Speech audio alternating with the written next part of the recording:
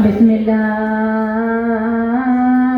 الرحمن الرحیم اللہم قل ولیک الحجات ابن الحسن صلواتک علیہ وعلی آبائہ فی هذه الساعة وفي كل ساعة وليا وحافظا وخالدا وناصرا ودليلا وعينا حتى تسكنه أرضك طوعا وتمتعه فيها طويلا.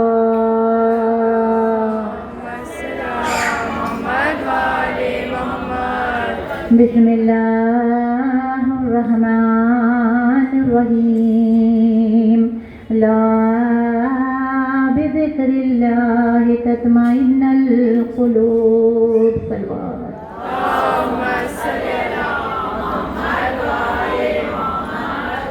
ہم اللہ کی بارگاہ میں سپاس گزار ہیں، شکر گزار ہیں کہ اللہ نے ہمیں 2 روز سے یہاں رکھا. تیسرا کل کا ایک دن ہے، حاجتیں برائیں گی انشاءاللہ. اللہ کی بارگاہ میں حسین وہ نہیں جس کا چہرہ حسین ہو. اللہ کی بارگاہ میں کامیاب وہ نہیں جس کے پاس بڑی سی کامیابی کی بڑی بڑی گاڑی بنگلہ ہو. سب کچھ تو یزید اور شمر اور سب کے پاس تھے، شداد و نمرود کے پاس تھے. اللہ کے پاس خوبصورت وہ نہیں جو بہترین بھاری پرفیوم والا اچھا والا لیٹسٹ ماڈل کا لباس پہن کے آئے. اللہ کی بارگاہ میں وہ بلکہ ان کے ساری نعمتیں ہیج ہے اس دل کے اوپر جس دل میں لا بذکر اللہ ہے تطمئن القلوب، کہ جو دل اللہ کی محبت کی خاطر اللہ کی محبت کو سمائے ہوئے اور اللہ ایسے ہی دلوں میں رہتا ہے.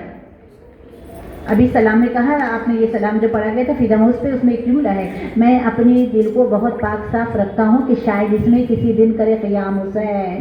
جس دل میں عداوتیں ہو، جس دل میں غیبتیں ہو، جس دل میں فتنہ فساد ہو، جس دل میں خواہش دنیا ہو، جس دل میں کسی کو گرا کر کسی سے، دیکھیے دل ایک ایسی جگہ ہے جہاں اللہ رہتا ہے اور کوئی جگہ ایسی نہیں. ہم گھروں کو پاک رکھتے ہیں، چہروں کو چمکاتے ہیں، بدن کو چمکاتے ہیں، لباس کو چمکاتے ہیں، لیکن ہمیں چمکانا دل کو تھا. جو پیش ہوگا اللہ کی بارگاہ میں وہ دل ہے. جب تک یہ باڈی ہماری ایکٹیو رہے گی، جب تک اس کی دھڑکنیں حرکت میں رہے گی، جب یہ رک جائے گی نا ایک لمحہ نہیں لگے گا حسین چہرے کو لٹا کر کپڑا ڈال دیا جائے گا.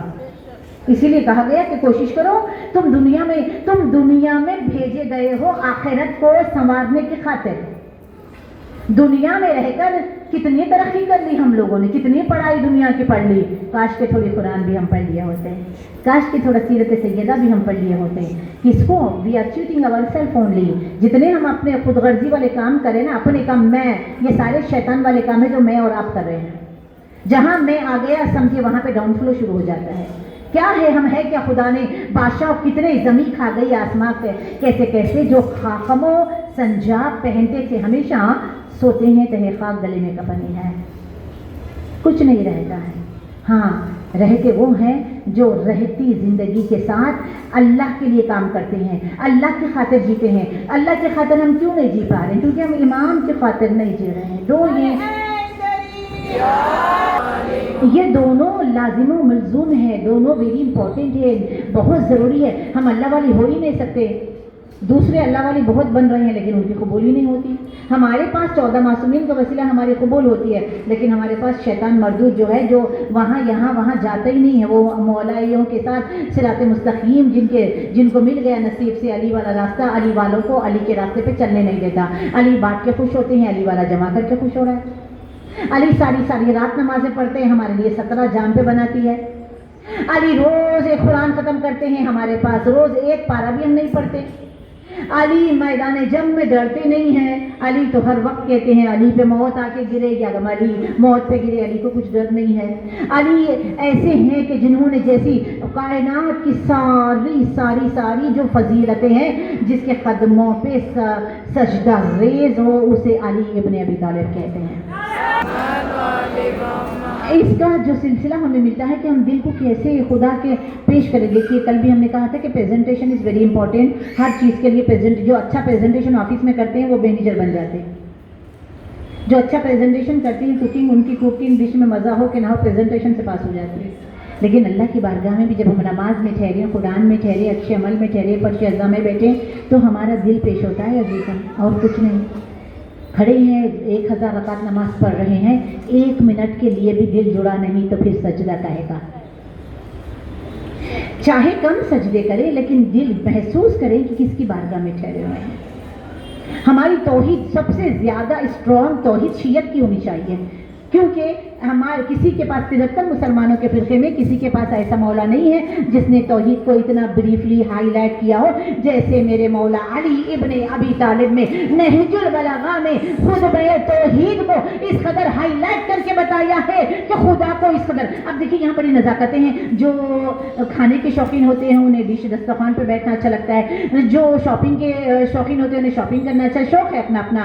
لیکن جو علم کے شوقین ہوتے ہیں، جنہیں علم اچھا لگتا ہے، اور در حقیقت جنہیں شیعہ قوم میں پیدا ہونے کے بعد بھی علمی باتیں اچھی نہیں لگتی تو اتنی بڑی قوم میں پیدا ہو کر بھی کچھ نہ کیا.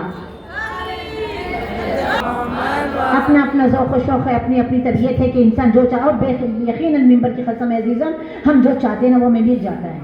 دنیا مانگیں گے دنیا مل جائے گی، لیکن دنیا خبر میں لے کے نہیں جا سکتے. آخرت مانگو گے تو دنیا بھی ملے گی، آخرت بھی ملے گی. آپ دیکھیے مانگنے والوں کی اپنی طلب ہے، کسی نے کیا مانگا، کسی نے کیا مانگا. جو بھی مانگا ہے سب کو ملنے والا ہے، بلکہ سب سے زیادہ ان کی دعائیں قبول ہوتی ہے، اس کے بعد ان کی دعائیں قبول ہوتی ہے، اس کے بعد کیونکہ مومنین کو مومنین کو اللہ نے صبر کے لیے اس دنیا میں اللہ نے سچے مومنین کے لیے امتحانات رکھے. آزمائیں گے ہم تمہیں بھوک سے، پیاس سے، اور امتحانات بہت سارے ہیں. کسی کے فراق میں، کسی کی جدائی میں، کسی کی موت پر، کسی کی بے وفائی پر، کسی کی چوری پر، کسی کے گھر میں اگر کسی کے چور پیدا ہو جائے کتنی بڑی مشکل کی بات ہے. گھر کا چور کون پکڑے گا؟ ایسی بہت ساری ہیں، ہر ایک کا الگ الگ امتحان ہے. بس جتنا ظرف ہے، کم ظرف کا کوئی امتحان نہیں، بعض ظرف کا امتحان ہے. اور جب زندگی میں امتحانات آئے تو شکر کریں کہ ہم مومنین ہیں، اتنا تو ہمیں پتہ چلتا ہے. اور امتحان جب پڑے تبھی تو شکر کا مزہ ہے عزیزاں. نہیں، بڑا وسیع ٹاپک ہے. اس ٹاپک کے اندر کتنے سارے اشارے ہو سکتے ہیں، لیکن جس اہم چیز کو میں بتانا چاہتی ہوں کہ دیکھیے جو پیش ہوتا ہے وہ دل ہے. جب ہم مصلی پہ ہوتے ہیں اور امتحان کے بعد شکر کرنا سیکھیں. امتحان مولا کائنات نے جیسے امتحان دیے، رسول اکرم جیسے امتحانات دیے، اس لیے کہا گیا کہ جب تو نماز میں جھکتا ہے، بالخصوص نماز فجر کے لوگ قضا کر کے ظہر اثر پڑھ کے بڑا تیر مار رہے ہیں. نماز تو فجر کی ہے، کیونکہ فجر میں نفس جہاد جو ہے یہ بڑھ جاتا ہے. اس لیے اللہ نے کوئی بتا ہے کہ ہم کتنے لیزی فیلو سے 2 ہی رکھی ہے، صلوات پڑھے محمد والا. تو اللہ کہے گا منہ پہ مارو اس کے. اور جو علی کو چھوڑ کے نماز پڑھتے ہیں منہ پہ ہی تو ماری جاتی ہے. کرتے ہیں سوئے سجدہ زچا خانہ علی، مڑ مڑ کے دیکھتے ہیں کوئی دیکھتا نہ ہو.